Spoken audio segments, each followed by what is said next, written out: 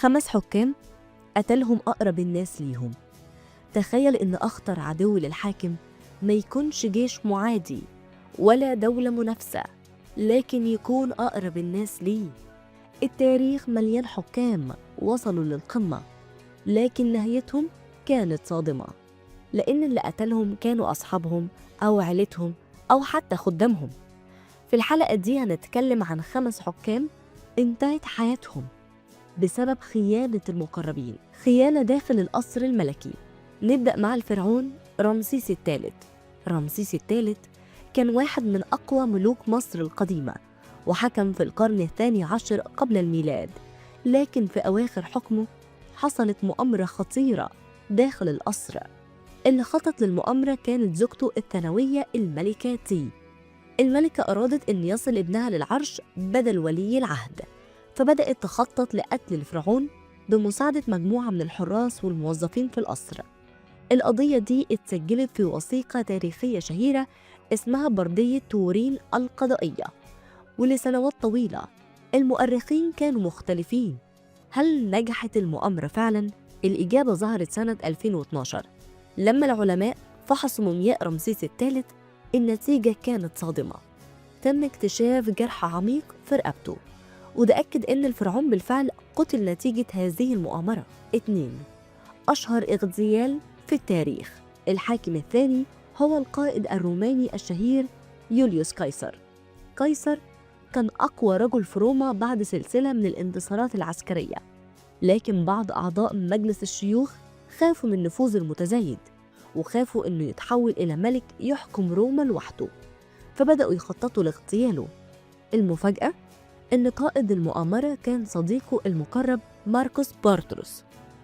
في يوم 15 مارس سنة 44 قبل الميلاد دخل قيصر مجلس الشيوخ، وفجأة هجم عليه المتآمرون وطعنوه.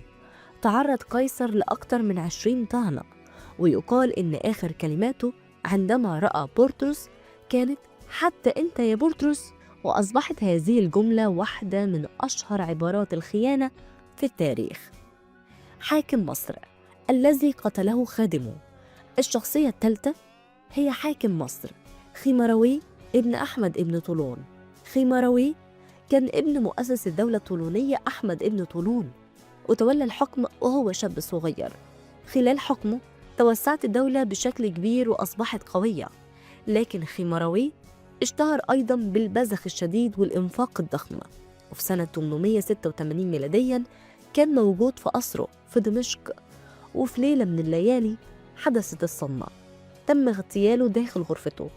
المصادر التاريخية بتذكر أن القتلة كانوا بعض خدمه المقربين، وبعد موته بدأت الدولة الطولونية تدخل في مرحلة ضعف شديدة. مؤامرة داخل الأسرة الحاكمة. الحاكم الرابع هو الخليفة العباسي المتوكل على الله.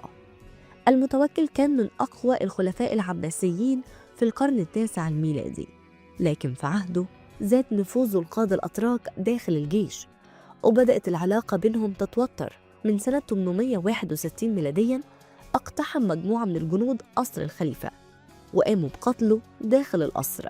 والأخطر إن بعض المصادر التاريخية بتشير إلى أن ابنه المنتصر بالله كان على علم بالمؤامرة، يعني حتى داخل الأسرة نفسها كان في خيانة. آخر شخصية معانا إمبراطور روسيا بول الأول. بول الأول حكم روسيا في نهاية القرن ال18، لكن سياسته كانت غريبة ومثيرة للجدل.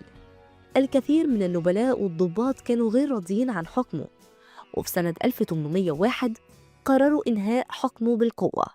وفي ليلة 23 مارس اقتحم المتآمرون قصره، وفي النهاية تم خنقه حتى الموت، وبعد ما قتله تولى الحكم ابنه.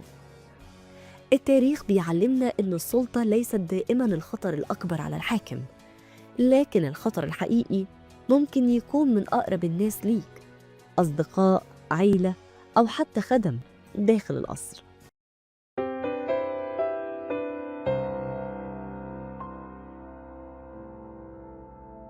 في حكام كتير مروا على مصر، بس قليل اللي قدروا يحكموا قلوب الناس قبل ما يحكموا البلاد. واحد منهم كان السلطان الناصر محمد ابن قلاوون، الطفل اللي اتولد جوه القلعة واتخلع مرتين، لكنه رجع المرة الثالثة سلطان بمعنى الكلمة، وانتقم من اللي ظلموه وبنى دولة مهيبة وخلد اسمه في التاريخ. اتولد الناصر محمد يوم السبت 16 محرم سنة 684 هجريا جوه قلعة الجبل في القاهرة. أبوه السلطان المنصور قلاوون، واحد من أقوى سلاطين المماليك، وأمه كانت أميرة مغولية اسمها خوند أشلون. من أول لحظة القدر كان بيجهزه لحياة فيها مجد، بس كمان فيها دم ودموع. وأول صدمة شافها كانت مقتل أخوه الأشرف خليل. اغتيال حصل وهو طفل، علمه إن العرش مش وسادة مريحة، العرش نار. وبعد موت أخوه الأمراء حطوه على العرش وهو لسه عنده 9 سنين. بس الحقيقة هو ما كانش بيحكم، اللي كان بيحكم فعلا كانوا الأمراء الكبار كوتباغا وسلار وبيبرس. الناصر ده كان مجرد اسم، ومع أول خلاف اتخلع واتنفى لقلعة القرك في الشام. هناك بعيد عن القاهرة بدأ يتعلم بصمت ويخطط للرجوع. وسنة 698 هجريا رجع القاهرة سلطان من تاني، بس برضه كانت السلطة الحقيقية في إيد غيره. ولما واجه المغول في معركة وادي الخزندار انهزم الجيش واضطر ينسحب. الناس اتكلمت عليه بالسوء، لكن هو اتعلم، رجع للقرك تاني وبدأ يعد نفسه للمرة الثالثة، المرة اللي مش هيخلي فيها حد يتحكم فيه تاني. الناصر رجع وهو عنده 25 سنة، مش الطفل اللي اتخلع ولا الشاب اللي اتضحك عليه، رجع فاهم كل خيوط اللعبة. أول ما مسك الحكم بدأ التصفيات، قبض على بيبرس اللي خانه وسلار اللي أضعف حكمه، ورجع للدولة هيبتها وللناس حقها، وأمر ببناء دار العدل، مكان يسمع فيه بنفسه شكاوي المظلومين. تخيل سلطان كل يوم 2 بيقعد يسمع الناس. وفي عز قوته بدأ يبني المدرسة النصرية في القاهرة وجامع الناصر بالقلعة، وكمان في سرياؤوس بنى الخنكة وبنى سرياؤوس وخليج الأسكندرية اللي قعد حفره عشان التجارة. القاهرة في عصره كانت بتتنفس، كانت شبه لوحة فنية فيها كل مظاهر القوة، حتى الفن والعلوم كمان ازدهروا، والناس كانت بتحبه مش خوفا منه لأ، لكن احتراما لعدله. الناصر محمد كمان بقى ليه مكانة عالمية، الملوك من أوروبا والبابا من روما والسلطان من الشرق كلهم بعتوله هدايا ورسايل. مصر في وقتها كانت قلب العالم الإسلامي، وكل الملوك بيعملوا لها 1000 حساب. وفي يوم العيد سنة 741 هجريا وهو عنده 58 سنة حس بتعب شديد، صلى العيد وودع الناس بابتسامة هادية، وبعد ساعات سكت قلبه واتدفن في القبة المنصورية جنب أبوه السلطان قلاوون. ومات الراجل اللي حكم مصر 3 مرات وسابها أقوى مما استلمها. الناصر محمد ما كانش مجرد سلطان، كان أسطورة، طفل اتخلع ورجع وبنى وعدل وانتقم. علمنا إن اللي بيتظلم ممكن يقوم، واللي بيتخلع ممكن يرجع، بس لو عنده عقل وصبر وإرادة. دي كانت قصة السلطان اللي حكم مصر 3 مرات وانتقم من اللي خلعوه.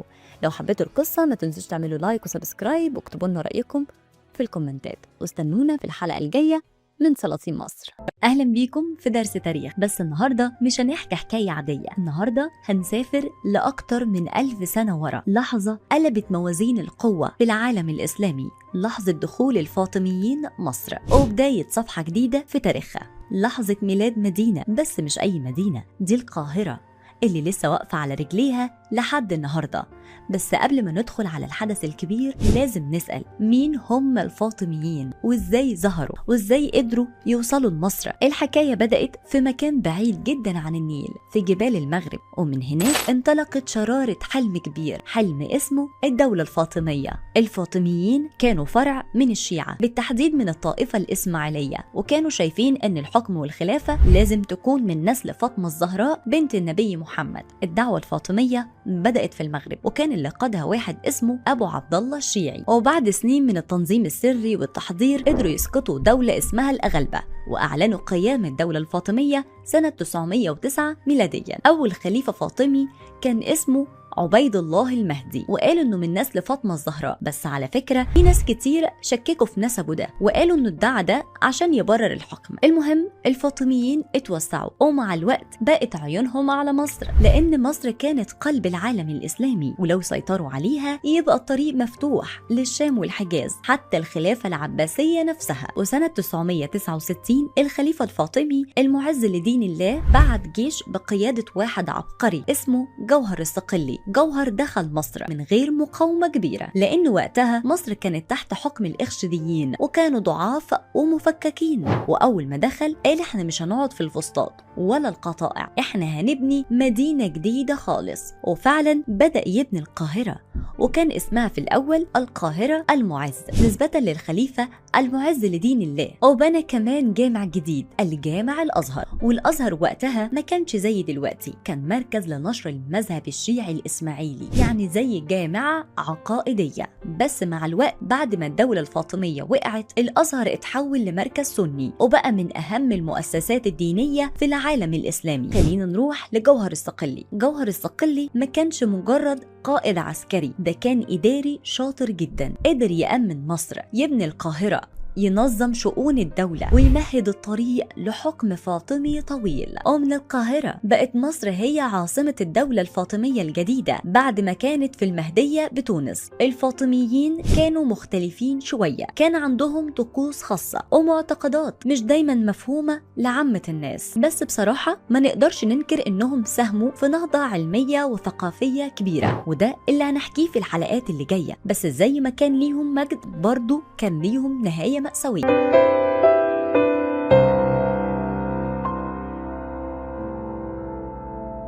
في حكام التاريخ نسيهم، وفي حكام التاريخ وقف عندهم محتار، بس قليل قوي اللي التاريخ قال عليهم مجانين، فراعنة وأولياء في نفس الوقت. النهاردة هنتكلم عن واحد من أغرب حكام مصر، خليفة كان بيسوق البلد على ضوء القمر ويقلب الليل نهار ويمنع الملوخية والضحك ويؤمن إن ربنا ساكن جواه. مين هو؟ ده الحاكم بأمر الله الفاطمي، الخليفة اللي اختفى فجأة وساب وراه حكايات ما بين الأسطورة والحقيقة. يلا نبدأ الحكاية. اتولد أبو علي المنصور بن العزيز بالله سنة 985 ميلاديا، وبقى ولي عهد وهو عنده 8 سنين بعد وفاة أخوه محمد. ولما أبوه مات مسك الحكم وهو لسه طفل عنده 11 سنة. وفي بداية حكمه الوزير برجوان كان هو اللي بيحكم فعليا، بس بعد ما الحاكم كبر أزاح برجوان سنة 1000، مسك زمام الأمور بنفسه، ومن ساعتها بدأ عصر غريب وعجيب. الخليفة اللي كان بيحكم بالنهار لا، ده كان بيقلب الليل نهار. تخيل كده، الحاكم أمر إن الناس ما تشتغلش بالنهار، يناموا الصبح ويصحوا بالليل، والمحلات تفتح بالليل مش بالنهار، كأن القاهرة بقت مدينة أشباح. وكان بيركب حمارة بنفسه ويمشي يتفقد الأسواق، وأي حد يغش الناس كان بيلاقي مصير بشع، لدرجة إن ابن كثير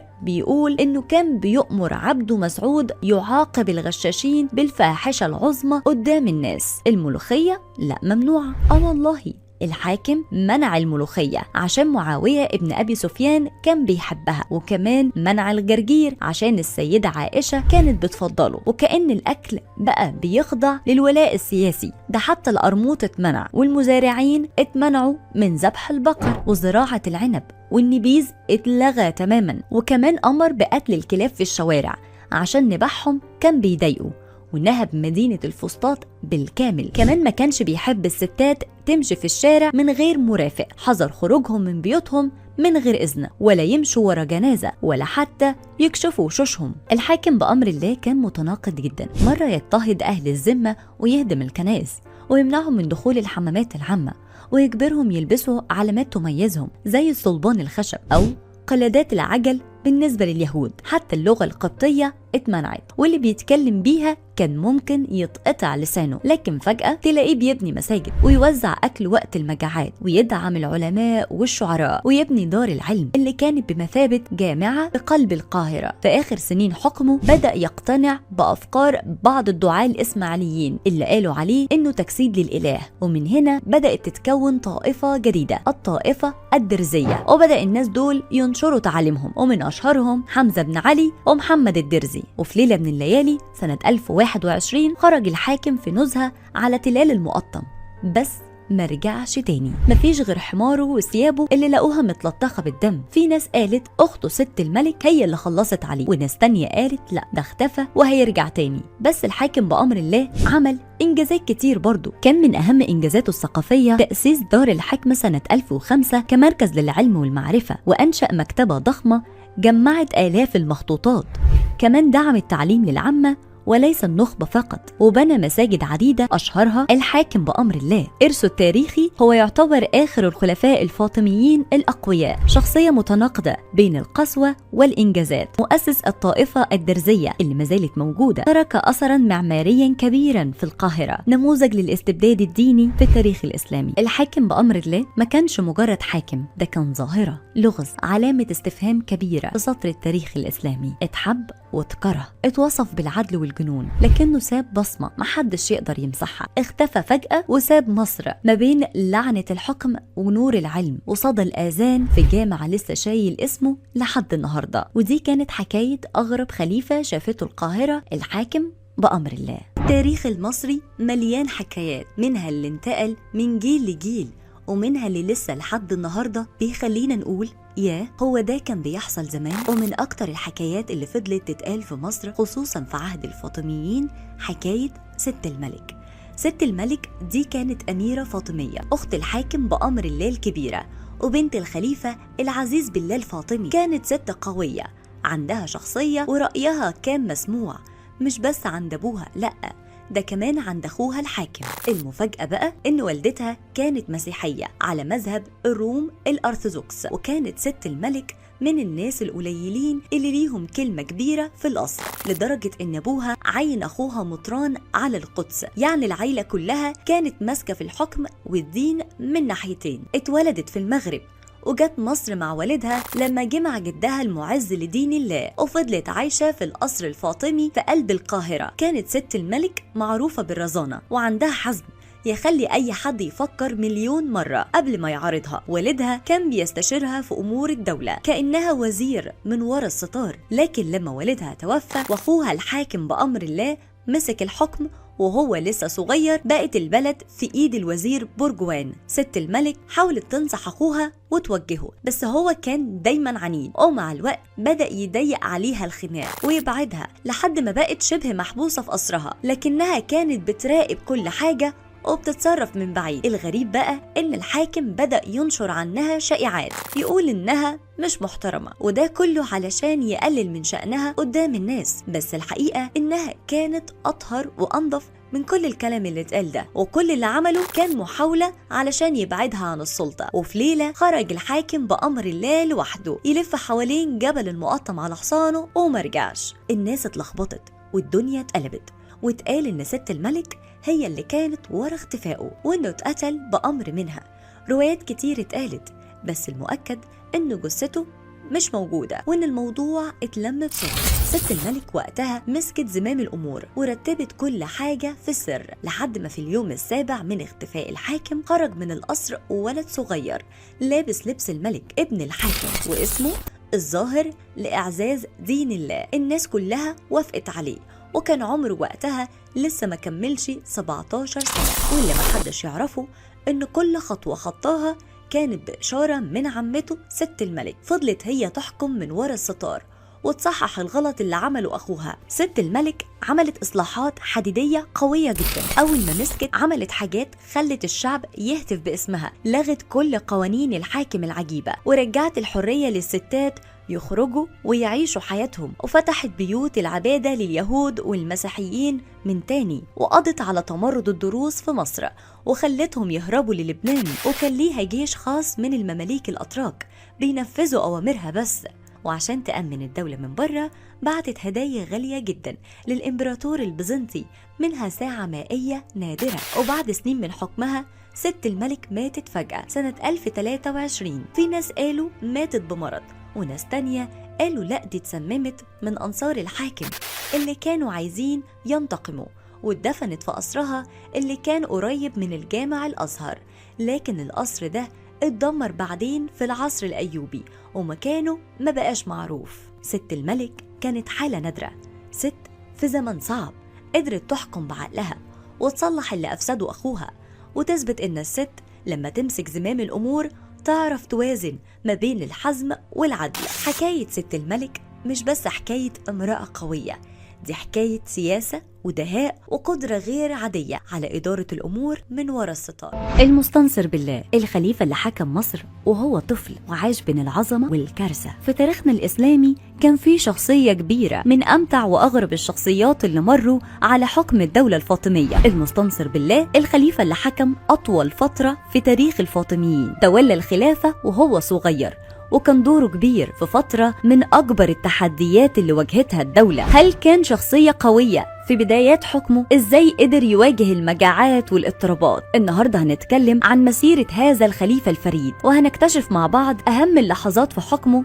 اللي عاشها من الازدهار إلى التدهور، مع بعض الأسرار اللي ما زالت محيرة. طفل على عرش مصر، اسمه بالكامل أبو تميم معاذ المستنصر بالله، اتولد سنة 1029 ومات سنة 1094، وده كان تامن الخلفاء الفاطميين. وصل للحكم وهو عنده 8 سنين بعد وفاة أبوه، ووالدته هي اللي سيطرت على الحكم بدلا منه وخلت الدولة تدخل في فوضى وضعف. وفترة حكمه الدولة الفاطمية وصلت لأقصى اتساعها، سيطرت على الشام وفلسطين والحجاز وصقلية وشمال أفريقيا حتى بغداد. كان عنده وزير قوي هو اللي كان بيسنده وبيساعده في بداية حكمه. المستنصر بالله كان مهووس بالكتب والعلم، وعنده مكتبة ضخمة فيها أكتر من 400 ألف مجلد. كان بيجيب كتب نادرة من كل حتة في العالم وبيقرأها بنفسه ويعلق عليها. المكتبة دي كانت مجانية للعلماء ومجهزة بكل حاجة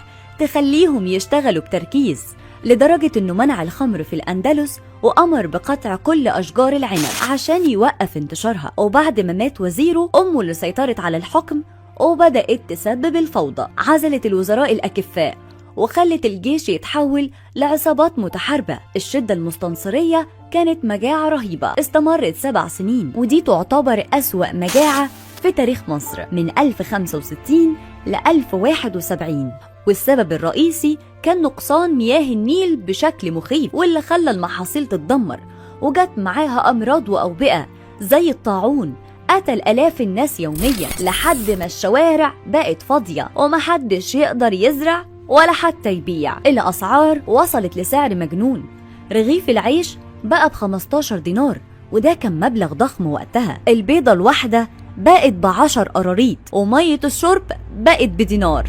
الناس باعت بيوتها بمزاد سخيف عشان تشتري الدقيق، والوصول للأكل الميت كان حتى صعب جدا، لدرجة إن الناس بقت بتاكل الكلاب والقطط وبيبيعوها في السوق ب5 دنانير للكلب. وفي مؤرخين قالوا إن بعض الناس أكلوا جثث الموتى من شدة الجوع. الطرق بقى فيها عصابات ومحدش يقدر يسافر إلا مع حراسة مسلحة. كلام المؤرخين عن الفترة دي إن الناس وقفوا في الشوارع يقتلوا بعض عشان لقمة العيش، والخبز بقى بيتباع بالنداء يعني بالضريبة، لحد ما وصل سعره ل14 درهم للرغيف. درس تاريخي كان قاسي.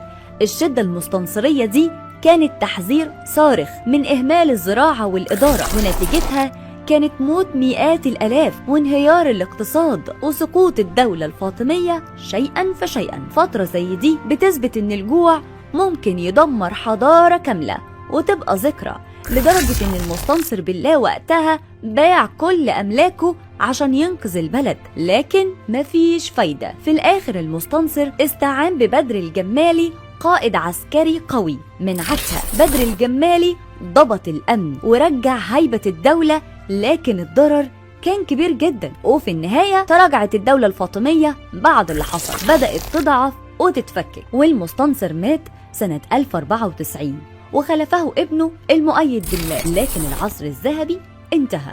المستنصر بالله واحد من أعظم وأطول الخلفاء اللي حكموا في تاريخ الدولة الفاطمية. رغم التحديات الكتيرة اللي واجهها، إلا إنه قدر يترك أثر كبير على مصر والدولة بشكل عام. لكن برغم كل نجاحاته كان في صراعات كتير بعد وفاته، واتدهورت الدولة الفاطمية بسرعة بعد رحيله. لكن ولحد النهاردة اسم المستنصر بالله هيفضل جزء من تاريخ مصر والإسلام، وسواء كنت بتأيده أو بترفضه مش ممكن ننكر تأثيره العميق. وإحنا دلوقتي بنحكي قصته وبنحاول نفهم إزاي شخصية زي دي ممكن تكون غيرت مجرى تاريخ أمة كاملة. المستنصر بالله كان خليفة مثقف وحاكم قوي، لكن سوء الإدارة خصوصا من أمه والكوارث الطبيعية زي مجاعة النيل خلت عصره يتحول من عظمة لانهيار. والدرس إن حتى أعظم المماليك ممكن تسقط لو مفيش حكم رشيد.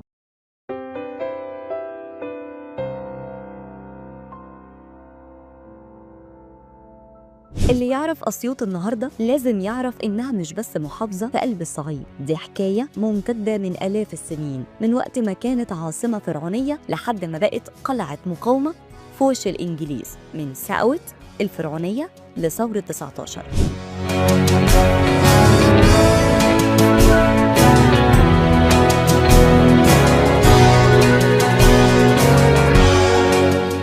أسيوط دايما كانت في الصف الأول.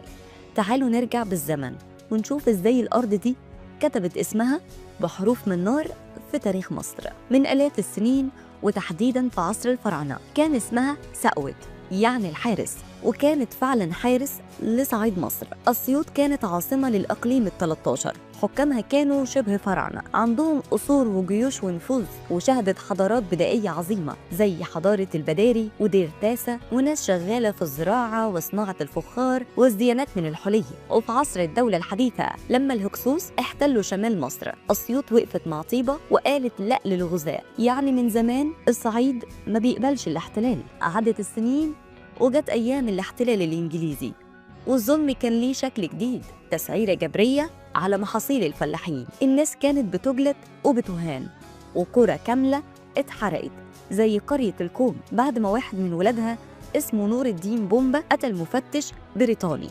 نور الدين بقى بعدها رمز، الناس كانت بتنسب له كل عملية مقاومة حتى لو هو مش فيها. وفي 1919 أسيوط قالت كلمتها. في 10 مارس بعد اعتقال سعد زغلول، الطلبة والمحاميين والناس خرجت الشارع، مظاهرات سلمية. وفي يوم 18 مارس الدنيا اتقلبت. شباب ديروت وقفوا قطار عليه ضباط إنجليز وقتلوا 8 منهم، بس الرد كان بشع. في 23 مارس الطيارات قصفت أسيوط، مات المئات، بس الرد ما كانش بالصمت. الفلاحين قطعوا خطوط السكك الحديد وحرقوا مخازن التبن بتاعة الإنجليز، والمحاميين نظموا لجان حماية البلد. الصعيد كله كان بيغلي، بس الإنجليز ما سكتوش، قبضوا على 450 شاب وأعدموا 92 وهدموا بيوت ناس بريئة. أسيوط مش مجرد نقطة على الخريطة، دي قصة وطن، شعب وقف متحد، مسلمين ومسيحيين، ضد أكبر قوة احتلال في وقتها. ومن أيام الفراعنة لحد ثورة 19 كانت دايما في الصفوف الأولى. وكل لما حد يسألك عن الصعيد قوله في حتة اسمها أسيوط، علمت العالم يعني إيه وطن.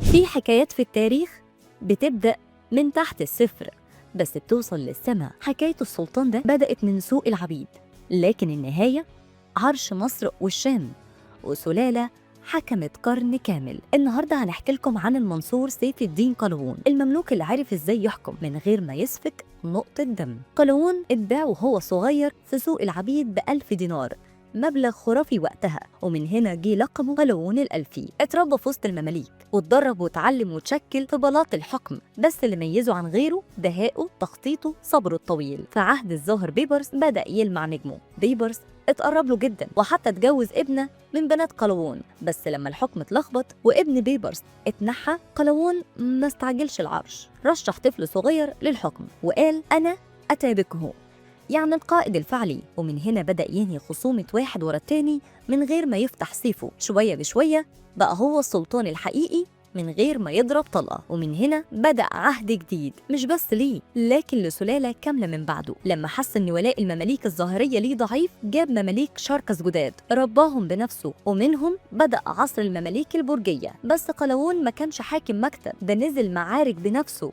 وقف في وش المغول في معركة حمص الثانية وكان جيشهم أضعاف جيشه، وقائد المغول مات بعدها بسنة. ومن ناحية تانية منساش الصليبيين، ما حاربهمش على طول، ده كان بيلعبها بدبلوماسية. عمل معاهم 7 هدنات، رجع لهم شوية حصون وساب لهم كنيسة النصرة عشان يزوروها، بس في المقابل طلب منهم شرطين: أي حملة صليبية جديدة يعرف بيها قبلها بشهرين، وأي حركة غريبة من المغول لازم يبلغوه. ده ما كانش سلطان عادي أبدا، ده كان بيفك تحالفات وبيكسب وقت. وفي الآخر رجع لهم وضربهم وانتصر، فتح طرابلس وبيروت واللاذقية، وكان ناوي يفتح عكا بنفسه، لكن القدر سبقه. وفي سنة وفاته كان ناوي يروح يحج، لكن لما سمع إن الصليبيين في عكا اعتدوا على تجار مسلمين قال الحرب أولى من الحج، وبدأ يجهز جيشه وطلع من القاهرة وهو تعبان، بس الإصرار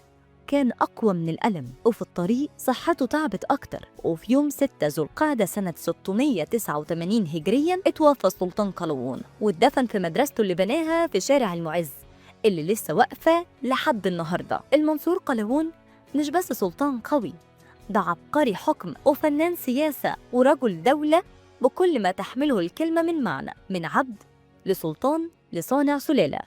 ودي كانت حكايته.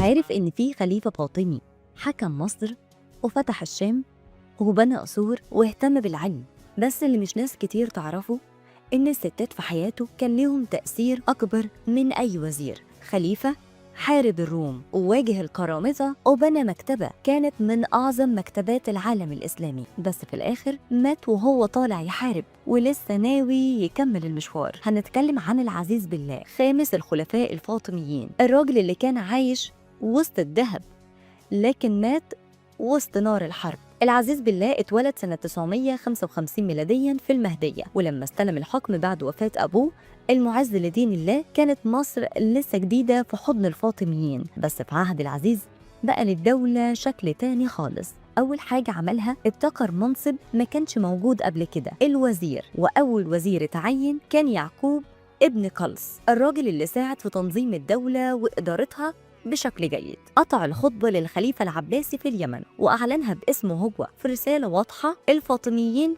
هنا ومش ناويين يختفوا. بعت حملات عسكرية ضد أعداء الدولة، مرة ضد القرامطة اللي كانوا عاملين قلق في الشام، ومرة ضد الروم اللي وصلوا لحلب وحمص وطرابلس. لكن مش السياسة بس اللي لمع فيها، لا، كان مهتم بالعمران والعلم والفنون، وأسس مكتبة كانت من أعظم مكتبات العالم الإسلامي، فيها ملايين الكتب، والناس كانت بتروح الجامع الأزهر عشان تتعلم على إيد القاضي علي ابن النعمان. وبنى قصر اللؤلؤة واهتم بتوسيع القصر الشرقي الكبير، وخلى القاهرة تتحول لعاصمة فيها كل حاجة، سياسة ودين وعلم وتجارة وفن. وفي عصره ازدهرت صناعات زي الزجاج والخزف، وكل حاجة كانت معمولة بإتقان يخطف العين. والدته السيدة المعزية كانت من أصل عربي، اتجوزها المعز في المغرب، وكان ليها تجارة ضخمة، وكان دورها السياسي مش واضح، بس التاريخ بيقول إن المعز نفسه كان بياخد رأيها في قراراته.